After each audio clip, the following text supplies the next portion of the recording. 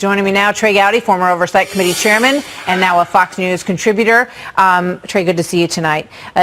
What do you think? Does Peter Strzok have a case here? Was he unjustly relieved of his duty?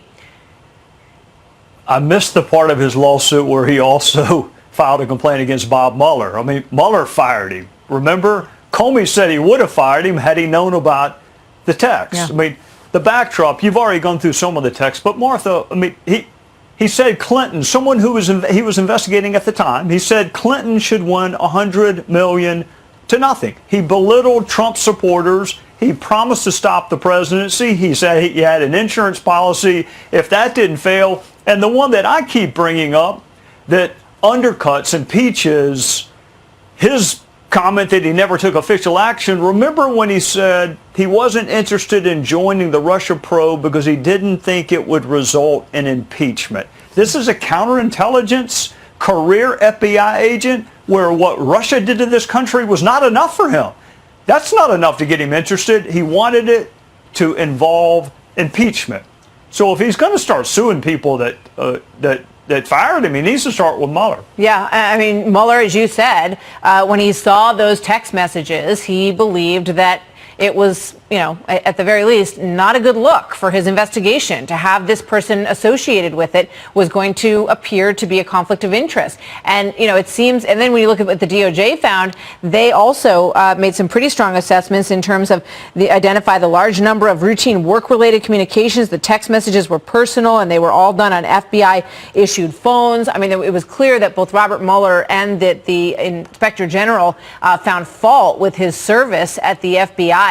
Is this about getting his pension? Is it about, he's got a GoFundMe page where he's raised almost $500,000. I think we have a look at that page. Is this about money, do you think? I don't know. I mean, it could be about money. I'm sure he's having a hard time getting a job. But, the challenge I have is feeling sorry for someone who brought every single bit of this on himself. Mm-hmm. I mean, bias is so insidious. Bias destroys the criminal justice system. It destroys investigations.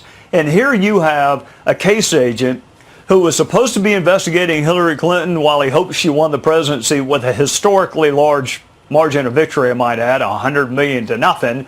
And then he initiates the probe into Trump while he's promising to stop his presidency. I don't know anyone, Republican or Democrat, who thinks that is a law enforcement officer that should be handling a school crossing, much less counterintelligence investigation. Well, he says the president went after him time and time again, that the president sort of undermined, made it so difficult for the agency not to make this decision with the, why the FBI's sick loser, Peter Strzok, working on a totally discredited Mueller team of 13 angry and conflicted Democrats. The president tweeting things like that, he believes is part of his argument that it wasn't fair.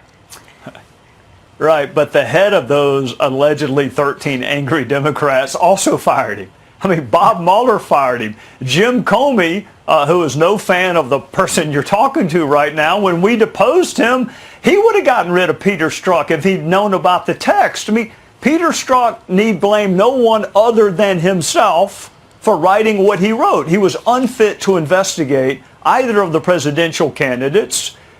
How this is going to turn out, I don't know. It's D.C. I don't know what a jury's going to do with it, but he is unfit for law enforcement. And whoever fired him, I guess it was Chris Wray. I am sure that Chris did not do it because of pressure from President Trump. If that were the case, Mick Mulvaney would have been fired a long time ago. Trey Gowdy, good to see you, sir. Thank you very much for being here tonight. Yes, ma'am.